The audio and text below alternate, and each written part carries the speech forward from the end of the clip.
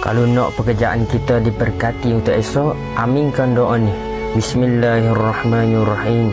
Ya Allah yang Maha Pemurah lagi Maha Pengasih, limpahkanlah rezeki yang halal kepada hamba-Mu yang lemah ini ya Allah.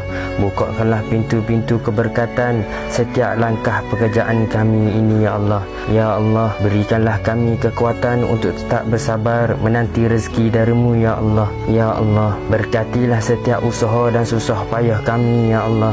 Engkaulah pemilik segala harta ya Allah. Permudahkanlah jalan rezeki kepada kami dan keluarga kami ya Allah. Pandulah setiap langkah kami untuk menuju rezeki yang Engkau redai ya Allah. Limpahkanlah rezeki yang cukup dan berkat untuk keperluan hidup kami, keluarga kami dan orang-orang yang kami sayang ya Allah.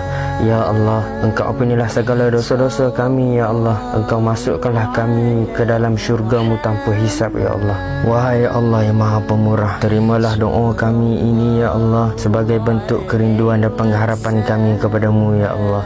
Amin amin ya rabbal alamin.